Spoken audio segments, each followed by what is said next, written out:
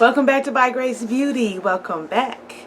Welcome back. Yeah, so it's been a long time, very long time, but I'm glad to be back, and it's pretty exciting to have some things to talk about and share.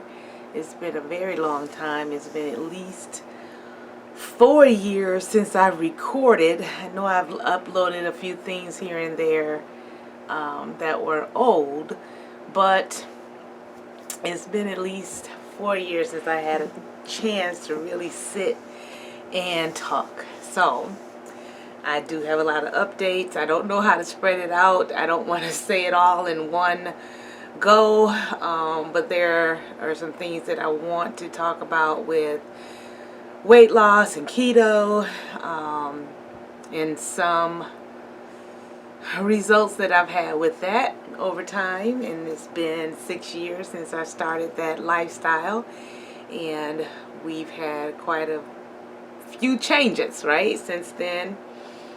So I definitely want to keep up with updating you on some things that I'm going to be doing there, and what has transpired since our last go around, our last little meeting.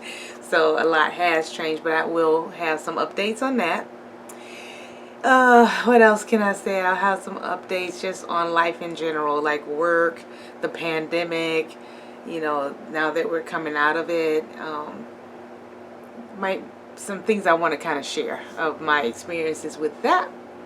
But mostly, to start off, I want to talk about stroke. And I know this is my first time back, and I should, how you're supposed to give the overview, and this is what happened, and this is what I'm going to talk about for the next 25 weeks. But I'm not going to do that. I'm just going to dive right in to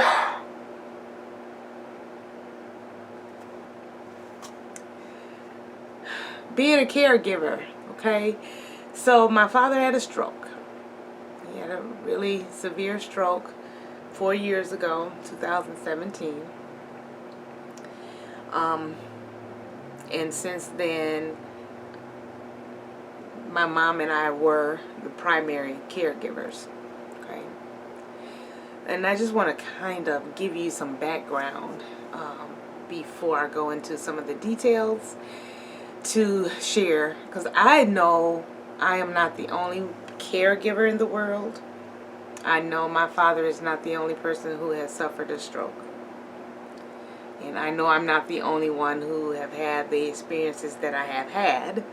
But I want to share them to let people know you are not alone and you are not the only one.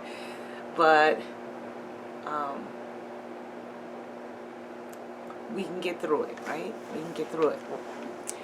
So, leading up to my father having a stroke, he suffered a lot of mini strokes for years. And some that had some negative effects, some slightly on his speech, slightly on his the way he would walk or his activity. He was still very sharp.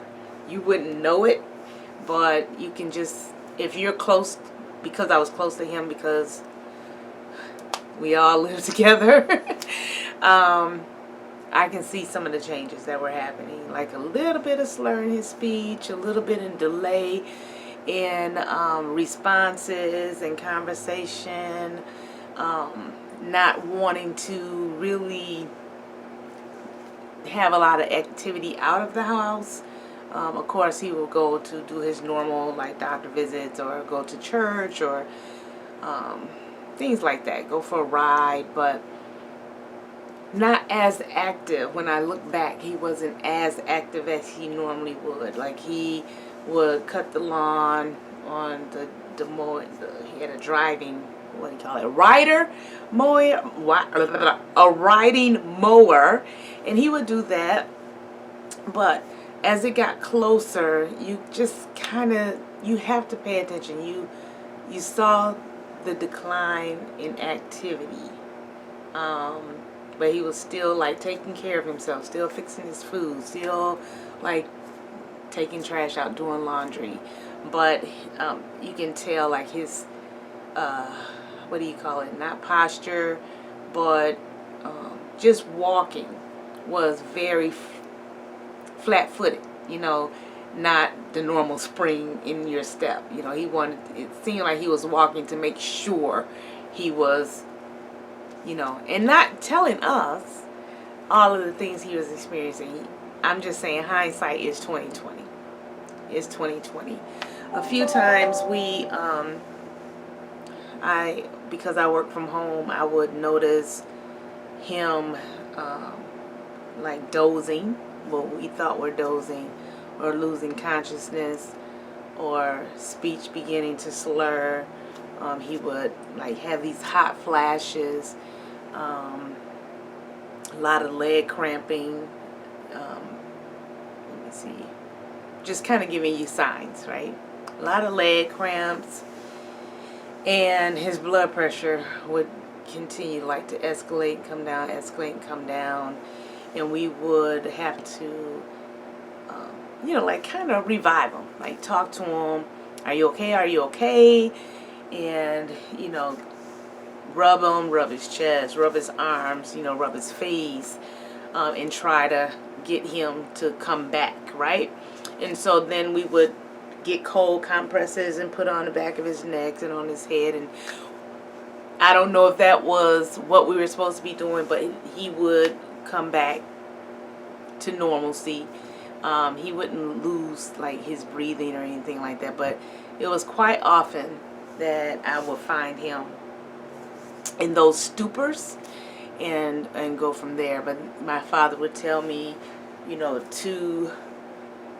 if I would come home from work and, you know, it looked like he was sleeping, he wouldn't wake up, to make sure that, you know, I would take care of my mom and keep her calm, and just know that it could be a great possibility that he would not be alive. Okay, so I'm choosing my words really cautiously because I don't want to get like too emotional, and it's still very emotional time.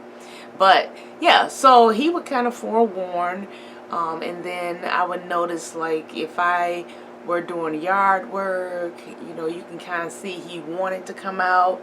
He would kind of stand in the doorway and look, and I would, you know, intuitively say, you know, Daddy's not feeling well, you know, something's not right, you know. But because he was the type that if you were outside doing work, he would come out and make it a challenge. Like if you're raking the leaves, he would try to challenge you. Oh, you're not doing nothing, girl. Let me get these leaves up for you. You know, it was always a challenge, that he could do it better, or he can do it faster, or to make us work harder against him. He was real fun like that. And yeah, so in certain instances like that, I would notice that he really lacked that interaction, but you can see that he still wanted to participate at that level. And then, you know, we would just kind of go through the motions. And I'm a homebody. My dad was a homebody, so it just didn't make a difference to me to stay at home, to, you know, gotta keep an eye on them, because you just never knew if you left and came home, you know, what could have transpired. So, and not that I was just stay at home to be, you know, no, that's just who I am. And so my mom is a go-go person, so she would go and do things, and then I would just kind of stay and hang out with my father. So anyway, there's a couple of times that we took him in to the hospital. You know, you call 911 because he was out too long to me. And then once the paramedics would get here, he would come to. He would be able to talk and explain how he felt, but of course blood pressure would be sky high, and um, what do you call it? The blood sugars would be escalated, and he was not a diabetic, but it would be escalated. So they would take him in and do some workups. And one time they took him in and they noticed whatever test this was, it was a test to show was he in a stroke or going into a stroke. And it was a test that said, you know, he was like going into a stroke. If I can figure out the name, I'll put it in the description. And they gave him this shot, and this shot was supposed to stop it, like stop the stroke, and definitely stop the effects of it, right, and reverse it from what we were told. So we said, okay, go ahead and give it to him. And oh my God, that was the craziest thing. That shot almost made my father go into hallucinations, and he would just like be talking really, really loud and singing really, really loud, and then he would come back down and just say like weird stuff, and then it was, oh, he had to get up from here, and it was like you couldn't get up, you know, because of all the things that he was attached to, and it was the craziest thing. And we had to stay with him overnight, like a group of us, because we had to make sure he stayed in the bed. And oh man, he would just throw the covers back and he would try to get up and get out of the bed. It was crazy. And I don't know what that drug was, and I'm gonna see if I can find out what it is, but it is something to stop the stroke. And it really was something else to see and experience him going through all those changes. It was just like we just constantly prayed and song and, you know, stay before God in that time to wow, this is like I said, I'm looking back at this as I'm talking, but yeah, so he made it through that night, and he had to stay in the hospital a couple of days after that. But it seemed as though after like mid-morning the next day, he was back to normal. And they were saying that he had like 90% blockage in his carotid artery, and wanted to clean that out because, of course, that was the reason he was having these symptoms and having these situations occur.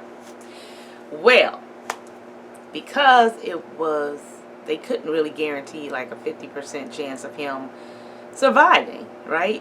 Going in to clean out this artery, and it was like a 50-50 chance that he could have a stroke on the table, or he could die on the table, you know, or he could survive. So the odds, in my father's opinion, was not good, and he felt like he'll just take vitamins, take his medication, and just have at it, you know. So we went through all of that, and that went on maybe like 9 months or so, and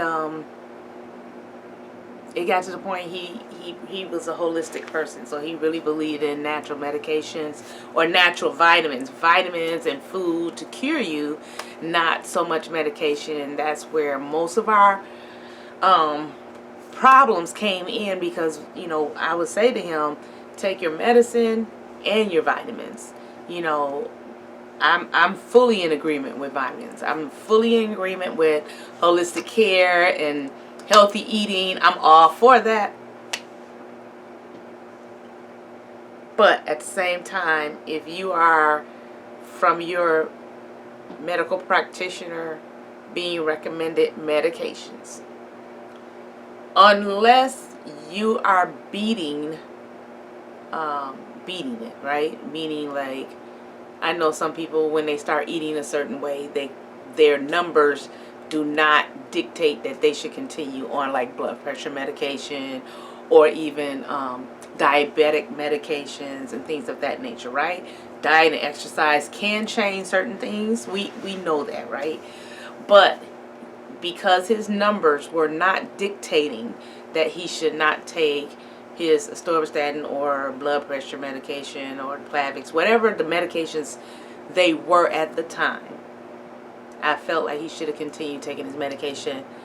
And because he was very healthy, he like, my father went in the hospital, people did not believe he was as old as he was, honestly. And I'm no wrinkles. And at that time he was 86 years old, no wrinkles, and very sharp in the mind, very smart, very active. You know, he was always like a brisk walker, but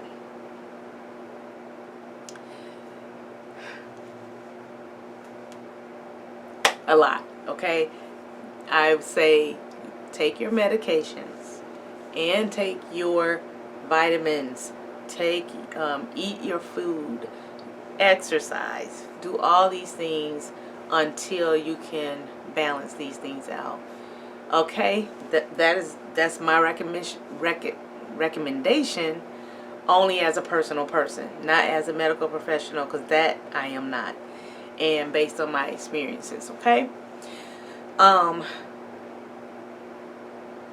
The artery was destined to cause long-term problems, because after some point, like, you're going to have these clots, they have nowhere to go, or the blood cannot flow properly. So think about that. I see Dr. Mandel and Dr. Berg and other doctors on YouTube recommending how to clean out your arteries, and drinking ginger and ginger shots and turmeric and lemon juice and all these concoctions. Try them.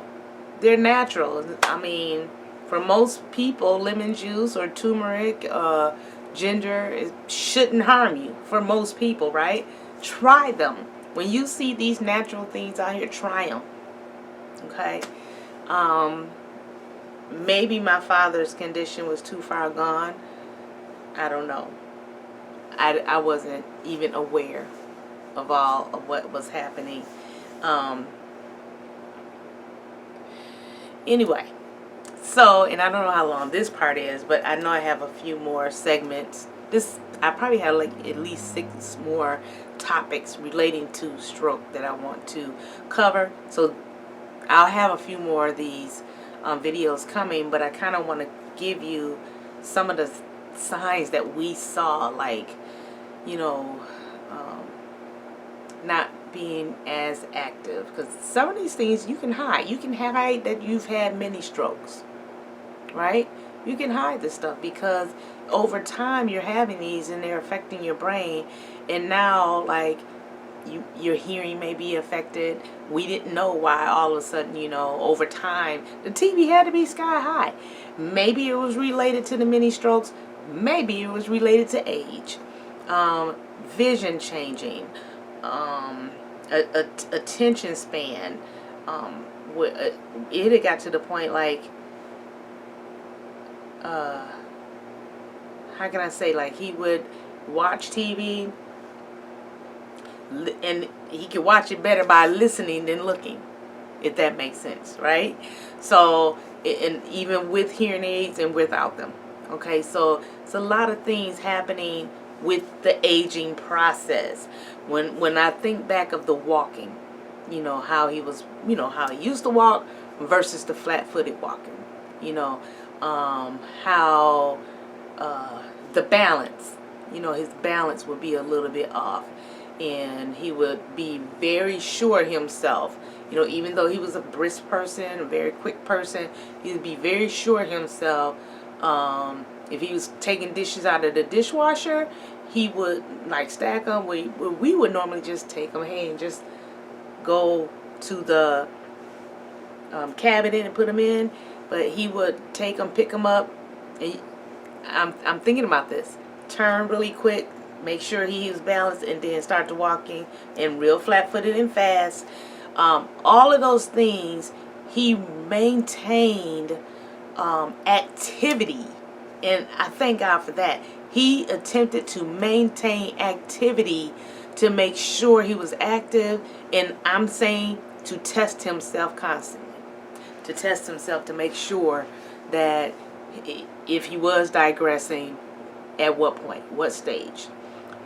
Once he had a mini stroke, he was out of town, and he said he overheard the doctors saying that they were going to give him this medication to stop it, and the other doctor said, no, no, no, don't give that to him. Don't give that to him.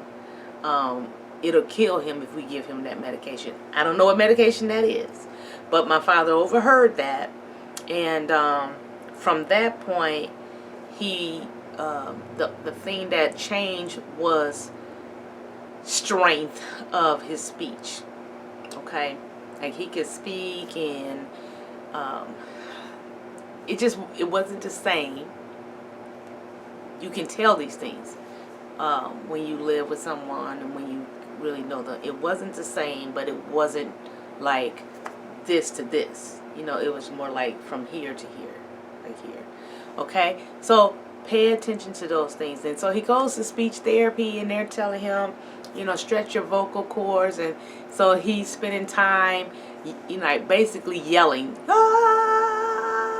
during the day, because you want to keep your vocal cords active, your lungs active, and so on and so forth. Well, that went on for, maybe like, that was probably 2 years before the stroke happened. But he stayed active as much as possible, but at home. At home. Again, he would go out to church, he would go out to family events and things like that. But if we were to say, oh, we're going to go shopping or we're going to go out to eat, most times he'd be like, no. If we were just going somewhere where we were riding and he didn't really have to get out of the car, then yeah, he would go. But I would even get concerned like that, leaving him in the car, very concerning. You know what I mean? So be attentive. This is the end of this particular story, is watch out for your people. If you know your family members are aging, even if they're young, watch out for them. Look at some of the things that are happening in their body, their attention span, their physical activity, their strength, their speech, their temperament, what they talk about, how they respond to you, questions that they're asking, things that they need clarification on, that they should know, right? I was getting a lot from my father, and now from my mom, definitions, like, what does that mean? And I'm like, really? You know what that means. But the aging process is serious, okay?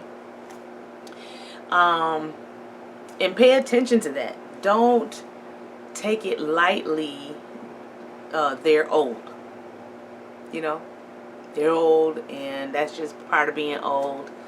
That's not a good stance to take with your people.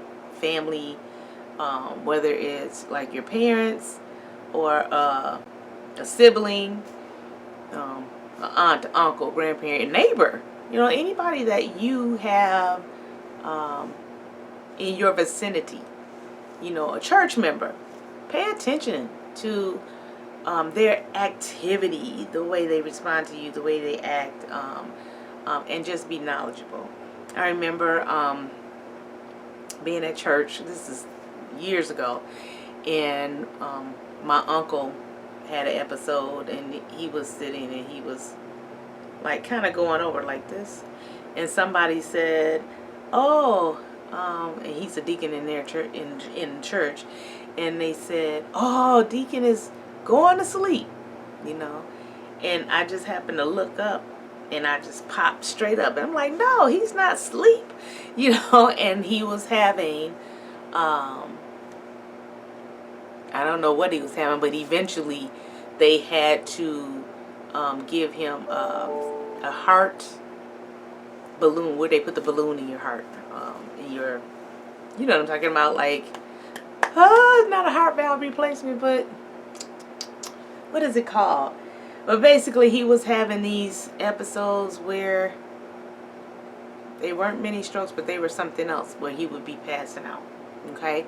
And so they had to address that in his, by going up through his groin and putting in this balloon a stent. Okay. So that will improve his blood flow. So be attentive, okay? That is all I'm going to say here, because I don't know how long this video is. Okay, it's 25 minutes. I think this is okay. And then in the next part, I will talk about like the day that my father had his stroke. Okay? All right. So, you have a blessed day and keep God first in your life. I understand this is not like joyful information. It's not uplifting. But I'm hoping that this is encouraging somebody and it will help somebody help someone else. Okay? So, I'm just going to do part 2. I will look the same, but I'm just going to do part 2. Because I don't want to have a problem with uploading this to YouTube. Okay, so have a blessed day again. Keep God first in your life.